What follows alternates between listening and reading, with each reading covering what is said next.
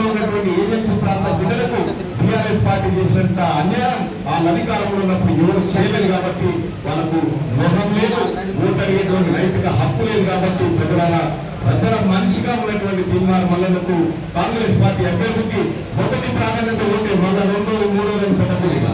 ఎందుకంటే ఆ బ్యాలెట్ పేపర్లో బ్యాలెట్ ఉంది సీరియల్ నెంబర్ 2, సీరియల్ నెంబర్ 2లో తీర్మానం మల్లన్న ఉంటుంది. దానికి ఎదురుగా 1 నెంబర్ వేయించండి, పట్టభద్రులందరి దగ్గర పోయి సీరియల్ నెంబర్ 2కు ఎదురుగా 1 నెంబర్ వేయించి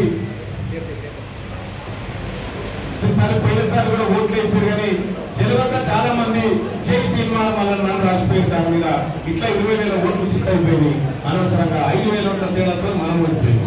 ఆ ప్రమాదం జరగకుండా మీరు జాగ్రత్తగా కింది స్థాయికి ఓటు వేసే విధానం ఏంటనేది కూడా మన కార్యకర్తల ద్వారా పంపించాల్సిందిగా మీ అందరినీ రిక్వెస్ట్ చేసుకుంటూ, భద్రాచలంలో ఈ ఈవినింగ్ ఇంత శుభ సందర్భంలో రాముల వారి పాదాల చెంత ఈ గొప్ప కార్యక్రమం జరగడం ఇది చాలా శుభ సూచకం, సంతోషదాయకం అని చెప్పి తెలియజేసుకుంటూ, ఇక కార్యకర్తలంతా ఈ 3 రోజుల పాటు ఈ పట్టభద్రుల ఎమ్మెల్సీ ఎన్నికల్లో విస్తృతంగా పాల్గొనాలని మీ అందరికీ పిలుపునిస్తూ, కొద్దిసేపట్లో ముఖ్యమంత్రి గారి రివ్యూ ఉంది కాబట్టి అది తొందరగానే ముగిస్తా ఉన్నాం.